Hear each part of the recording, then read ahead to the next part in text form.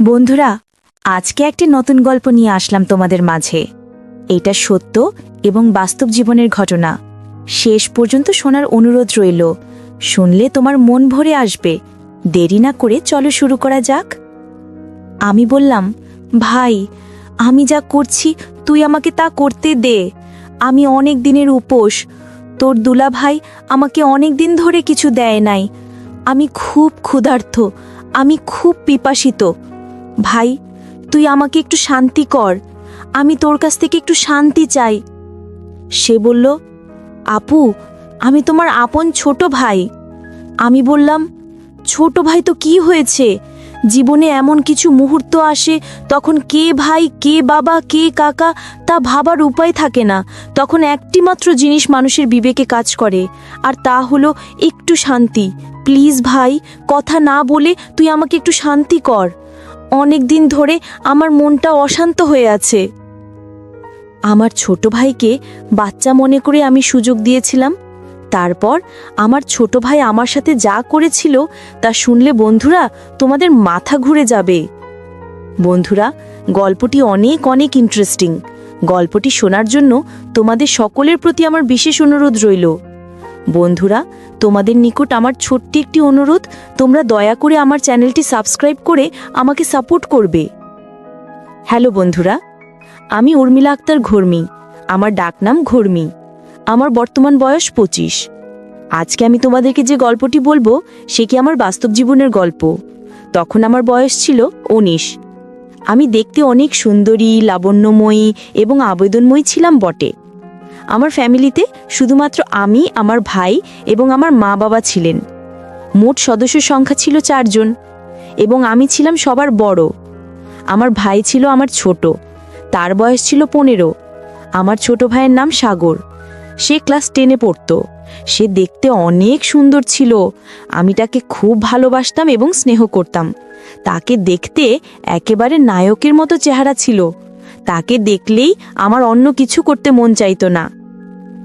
আমাদের পরিবারের সবাই খুব সুন্দর ছিল। আমি যেমন সুন্দরী ছিলাম, আমার ভাইও আমার মতোই সুন্দর ছিল। আমার মা বাবাও অনেক সুন্দর ছিল। আমার ছোট ভাইয়ের চেহারাটা এতই কিউট যে তাকে দেখলেই আমার আদর করতে মন চাইতো। মাঝে মাঝে আমি আমার বিয়ের আগে বিভিন্ন অজুহাতে তার সাথে বিভিন্নভাবে মজা করার চেষ্টা করতাম। বিয়ের আগে মাঝে মাঝে সে আর আমি একসাথে থাকতাম। প্রায়ই আমি তার কাছ থেকে ভিন্ন কিছু স্বাদ নেওয়ার চেষ্টা করতাম। সে তখন খুব ছোট ছিল বিধায় খুব একটা বেশি বুঝতো না। সে দেখতে অনেক সুন্দর হওয়ায় আমি তার প্রতি অনেক দুর্বল হয়ে গিয়েছিলাম, কিন্তু তা কখনো প্রকাশ করতে পারিনি। মনে মনে অনেকবার তাকে কাছে পেতে চেয়েছিলাম, তার সাথে ঘনিষ্ঠ হতে চেয়েছিলাম এবং তার কাছ থেকে অনেক ভালোবাসা পেতে চেয়েছিলাম, কিন্তু কখনো সাহস হয়নি বলার। কারণ সে তো আমার ছোট ভাই, যদি কাউকে বলে দেয়। যাই হোক বন্ধুরা, এভাবেই কাটছিল আমার দিন। আমার যখন বয়স 19 তখন আমার বিয়ে হয়ে যায় আমার এলাকা থেকে অন্য একটা গ্রামে। আমার যেখানে বিয়ে হয় সেখান থেকে আমাদের গ্রামের দূরত্ব ছিল প্রায় 8 কিলোমিটার। বিয়ের পর আমি আমার শ্বশুরবাড়ি চলে যাই এবং সেখানে সংসার শুরু করি। প্রথম প্রথম আমার স্বামী আমাকে অনেক ভালোবাসতো। এমন ভালোবাসা দিত যে মনে হয়েছিল না, আমি স্বর্গে আছি। প্রথম দিন সে যখন আমার কাছে আসতে চাইবে তখন তো আমি খুব ভয় পেয়ে যাই, কারণ সে আমার থেকে বয়সে ছিল অনেক বড়। যেই কথা সেই কাজ, প্রথম দিন সে আমাকে এমনভাবে দিয়েছিল যে আমার কাছে মনে হয়েছিল যেন আমার দম বন্ধ হয়ে যাওয়ার মতো অবস্থা হয়েছিল। বিয়ের 2-1 মাস আমার খুব ভালো লাগছিল। সে আমাকে খুব স্নেহে রাখছিল, কিন্তু এই সুখ আমার আর বেশি দিন রইল না। আমার কপাল খুবই খারাপ ছিল যে আমার বিয়ের কিছুদিন পরে আমার স্বামীর গোপন একটি রোগ ধরা পড়ে, যার কারণে আমার স্বামী আমার কাছে ঠিকমতো আসতে চাইতো না, আমাকে ভালোবাসতে চাইতো না। আমার প্রতি তার কোনো ফিলিংস কাজ করতো না আর। মাঝে মাঝে আমার সাথে খুব খারাপ আচরণ করত। আমার স্বামীর এই আচরণে আমি খুব কষ্ট পেতাম। আমি জানি না সে কেন আমার সাথে এরকম আচরণ করত। তার আচরণে আমি অনেক পরিবর্তন লক্ষ্য করি। আস্তে আস্তে তার সাথে আমার দূরত্ব মারতে থাকে। সে আর আগের মতো আমাকে ভালোবাসে না। রাত হলে সে কোনো না কোনো অজুহাতে আমার কাছ থেকে দূরে থাকতে শুরু করলো। আমি যখনই তার কাছে যেতাম ভাবতাম আজ তার সাথে সময় কাটাবো, আজকে আমরা স্বামী স্ত্রী মিলে একটু রোম্যান্টিক সময় পার করব। কিন্তু আমি চাইলে কি হবে, তাতে তার কোনো সাড়া পাইনি। আমি যতই তার কাছে যেতে চাইতাম সে আমার কাছ থেকে বিভিন্ন অজুহাতে অনেক দূরে থাকতে শুরু করলো। সে এখন আমাকে বিন্দুমাত্র সময় দেয় না। তার আচরণে এতটা পরিবর্তন দেখে আমি খুব বিস্মিত হই। আমাকে ভালোবাসার তার মধ্যে কোনো আকাঙ্ক্ষা নেই। রাতে কিংবা দিনে সে কখনোই আমার সাথে আকৃষ্ট হওয়ার চেষ্টা করতো না। আমাকে সবসময় সে ইগনোর করতে শুরু করলো। তার এসব দেখে আমার মনো অবস্থা আরও খারাপ হতে লাগলো। তারপরেও আমি ভালো ছিলাম। যাক, শত হলেও সে তো আমার স্বামী। আজ আমাকে ভালোবাসে না, কিন্তু কাল তো ভালোবাসবে। একদিন আমি ভাবলাম, যেহেতু তার আমার প্রতি কোনো টান নেই, আজকে তাহলে আমি তাকে আমার প্রতি আকৃষ্ট করার জন্য তাকে আমি নিজেই উদ্বুদ্ধ করব। আজকে আমি তার কাছ থেকে আমার অধিকার আদায় করে নেব। সেদিন রাতে আমি অনেক চেষ্টা করার পরেও তার কাছ থেকে আমি কোনো রেসপন্স পাইনি। সেদিন রাতে আমি অনেক কষ্ট পেয়েছিলাম। কষ্ট পেয়ে আমি চুপ করে আমার রুমের একপাশে বসেছিলাম। হঠাৎ টেবিলের মধ্যে একটি ডাক্তারের রিপোর্ট দেখতে পেলাম। রিপোর্ট দেখে আমার মাথা ঘুরে শুরু করলো। সেখানে পরিষ্কার করে লেখা ছিল যে আমার স্বামীর বিশেষত্ব নষ্ট হয়ে গেছে, সে আর কোনো দিন আমাকে সুখ দিতে পারবে না। রিপোর্ট দেখে আমি কি করব বুঝে উঠতে পারছিলাম না, কারণ আমার স্বামীর বিশেষত্ব নষ্ট হয়ে গেছে। এখন আমি কোন আশায় থাকব, কিভাবে আমি তার সংসার করব? তার যে সমস্যা, সে তো আর কোনোদিন আমাকে সুখ দিতে পারবে না। আমি আমার জীবনের কথা ভাবতে ভাবতে অনেক কান্না করেছিলাম। এখন আমার কি হবে? কারণ আমার সবে মাছি জীবন শুরু। স্বামীর ভালোবাসা, আদর সোহাগ ছাড়া আমি কিভাবে থাকব? স্বামীর আনন্দ সুখ না নিয়ে আমি কোনোভাবেই থাকতে পারবো না। এই ভেবে আমি অনেক কান্না করতে থাকি, কিন্তু কাউকে কিছুই বলতে পারি না। মনে মনে ভাবলাম, এইভাবে আমি আর স্বামীর সংসার করব না। যে স্বামী আমার মন বোঝে না, যে আমাকে ভালোবাসা দিতে না পারুক, অন্ততপক্ষে মনের একটু শান্তি তো দেবে। তাই স্থির করলাম আমি আমার বাপের বাড়ি চলে যাব। তারপর একদিন আমার ছোট ভাই আমাদের শ্বশুর বাড়িতে আসে বেড়াতে এসে দেখে আমার মনের অবস্থা একেবারেই খারাপ। আমি বললাম, ভাই তোমার কি হয়েছে? আপু বলল, কিছু হয় নাই, আর শুধু কাঁদে। আমার ছোট ভাই ভেবেছিল মনে হয় আব্বু আম্মুর কথা মনে পড়ছে, তাই আপু কাঁদে। তারপর আমার এই অবস্থা দেখে আমার ছোট ভাই আমার স্বামী এবং আমার শ্বশুর শাশুড়ির কাছ থেকে বলে আমার বাড়িতে নিয়ে আসে। আমি আমার বাপের বাড়িতে এসে সবসময় নীরবে বসে থাকি আর সবসময় টেনশনে থাকি। আমি টেনশনে অনেক শুকিয়ে গিয়েছিলাম। আমার চোখের নিচে কালো দাগ হয়ে গেছে। আমার ছোট ভাই আমার এই অবস্থা দেখে আমাকে জিজ্ঞাসা করতে শুরু করে, আপু তোমার কি হয়েছে? দুলাভাই কি তোমাকে অনেক কষ্ট দেয়? দুলাভাই কি তোমার সাথে খারাপ আচরণ করে, নাকি না অন্য কিছু? আমি তাকে বললাম, না এইসব কিছু না, তুই টেনশন করিস না, আমার কিছুই হয় নাই। আমি আমার ছোট ভাইকে বললাম, ভাই আমি তোদের বাড়িতে বেশ কিছুদিন থাকবো। আমার ছোট ভাই বলল, আপু কিছুদিন কেন? এটা তোর বাড়ি, তুই আমাদের এখানে সারা জীবন থাকবি। ভাইয়ের কথা শুনে মনে অনেক শান্তি পেলাম। মনে চিন্তা করলাম, আমার ভাই যেহেতু আমার জন্য পাগল, আমি আমার স্বামীর কাছ থেকে যা পাইনি আমি আমার ভাইয়ের কাছ থেকে তা নিয়ে নেব। ভাইয়ের সরলতা, মিষ্টি ব্যবহার, উদারতা যেন আমাকে অনেক পাগল করে ফেলছে। আমি যে অনেক দিনের ক্ষুধার্ত।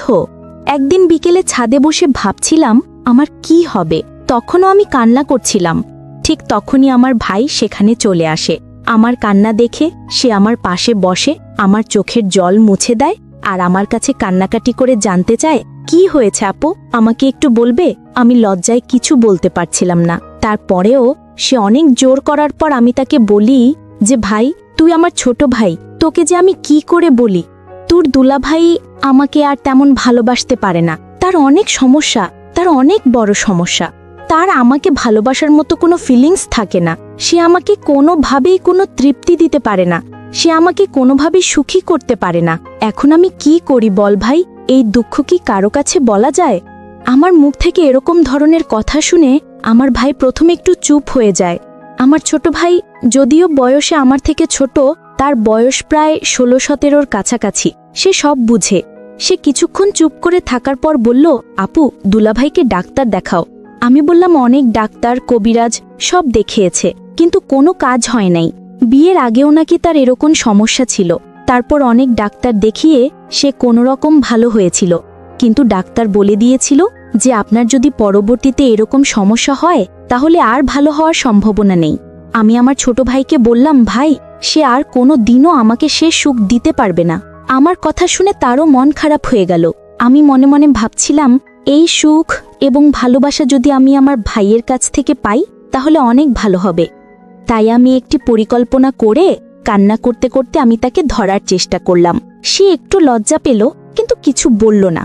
সে আমাকে বলল, দেখো আপু, তুমি এত টেনশন করো না, দেখি কি করা যায়। তার এই কথা শুনে আমি বললাম, কি আর দেখবে, তুমি আমার সুখ কি তুই এনে দিতে পারবে? আমি এভাবে থাকতে পারবো না। স্বামীর ভালোবাসাটা আমার খুব জরুরি।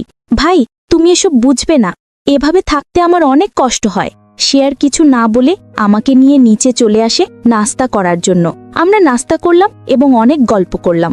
আমি মনে মনে ভাবছিলাম, আমার ভাই হয়তো আমাকে নিয়ে কিছু ভাবতে শুরু করেছে, তাই আমি অনেক আনন্দ পেলাম। এরপর থেকে আমি আমার ভাইয়ের কাছাকাছি থাকতে শুরু করলাম। রাত হলে সে আমাকে সান্ত্বনা দেওয়ার জন্য সে আমার কাছে থাকত। আমি তো আমার ভাইকে ছোট বাচ্চা মনে করতাম, আর সেও আমার কাছাকাছি থাকতে পছন্দ করত। প্রতিদিন রাতে আমি আর আমার ছোট ভাই একসাথে ঘুমাই, কিন্তু আমার তো রাতে ঘুম আসতো না, শুধু চোখে মনে অন্য কিছুর বাসনা। চোখের আমার পাশে আমার আপন ছোট ভাই শুয়ে রয়েছে, মাঝে মাঝে তার প্রতি লোভ চলে যায়। ভাইয়ের যৌবনের প্রতি আমার লোভ চলে যায়। মনে হচ্ছে যেন আমি মোম আর সে আগুন। তার পাশে শুতে আমি যেন গলে যাচ্ছি এবং তাকে বারবার ছোঁয়ার চেষ্টা করছি, কিন্তু মনের মধ্যে কিছুটা ভয় করছিল। কিছুক্ষণ পর আমি অনুভব করলাম আমার ছোট ভাই ঘুমিয়ে পড়ল, কিন্তু আমার তো ঘুম নাই। যখন অনুভব করলাম সে ঘুমিয়ে পড়েছে, তখন আমি তাকে নিয়ে এক অন্যরকম অনুভূতি নেয়ার চেষ্টা করলাম। আমি যখন তাকে নিয়ে অন্যরকম কিছু করছিলাম, তখন আমি লক্ষ্য করলাম সে ঘুম থেকে উঠে গেছে। সে ঘুম থেকে উঠে বলল, আপু, তুমি আমার সাথে কি করছো? আমি বললাম, ভাই, আমি যা করছি তুই আমাকে তা করতে দে। আমি অনেক দিনের উপবাস, তোর দুলাভাই আমাকে অনেক দিন ধরে কিছু দেয় নাই। আমি খুব ক্ষুধার্ত, আমি খুব পিপাসিত। ভাই, তুই আমাকে একটু শান্তি কর, আমি তোর কাছ থেকে একটু শান্তি চাই। সে বলল, আপু, আমি তোমার ছোট ভাই। আমি বললাম, ছোট ভাই তো কি হয়েছে? জীবনে এমন কিছু মুহূর্ত আসে তখন কে ভাই, কে বাবা, কে কাকা তা ভাবার উপায় থাকে না। তখন একটি মাত্র জিনিস মানুষের বিবেকে কাজ করে, আর তা হলো একটু শান্তি। প্লিজ ভাই, কথা না বলে তুই আমাকে একটু শান্তি কর। আমার ছোট ভাইকে আমি বাচ্চা মনে করে তার সাথে আমি একটু রোমান্টিক করতে গিয়েছিলাম। সে যখন প্রথম আমাদের ওখানে আক্রমণ করেছিল, তখন আমার কাছে মনে হয়েছিল আমার দম বন্ধ হয়ে যাচ্ছিল। আমার মনে হয়েছিল যেন একটি প্রলয়ঙ্করী ঘূর্ণিঝড় বয়ে গিয়েছিল, আমার সবকিছু দুমড়ে মুচড়ে ফেলে দিয়েছিল। সেদিন সে আমাকে অনেক সুখ দিয়েছিল বন্ধুরা। তার কিছুদিন পর বন্ধুরা আমি আমার স্বামীকে ডিভোর্স দিয়ে দিই এবং আমি আমার ছোট ভাইকে স্বামীর মতো গ্রহণ করতে থাকি। বন্ধুরা, যে স্বামী না পারে কোনো মনের সুখ দিতে, না পারে অন্য কিছু, তার সাথে তো যাই হোক কেন সংসার হয় না। সবকিছু বাদ দিয়ে বন্ধুরা, এখন আমি আমার ছোট ভাইকে সবার অন্তরালে স্বামী রূপে গ্রহণ করে নিলাম। আমি জানি না আমার এই জীবন কতদিন চলবে। বন্ধুরা, আমি ভুল করছি নাকি ঠিক করছি তা আপনাদের উপর ছেড়ে দিলাম। নিশ্চয়ই আপনারা কমেন্ট করে জানাবেন। বন্ধুরা, আজকে এই পর্যন্তই। আবারও আসবো তোমাদের মধ্যে নতুন কোনো ভিডিও নিয়ে। ভিডিওটি যদি তোমাদের ভালো লাগে তাহলে একটি লাইক দাও। প্রতিদিন আমি তোমাদেরকে একটা করে নতুন গল্প উপহার দিব, তাই তোমাদেরকে অনুরোধ করে বলছি, তোমরা যদি এরকম ধরনের ইন্টারেস্টিং গল্প পেতে চাও তাহলে দয়া করে আমার চ্যানেলটি সাবস্ক্রাইব করো। পরিশেষে তোমাদের সকলের সুস্বাস্থ্য কামনা করি। ভিডিওটি দেখার জন্য তোমাদের সকলকে অসংখ্য ধন্যবাদ।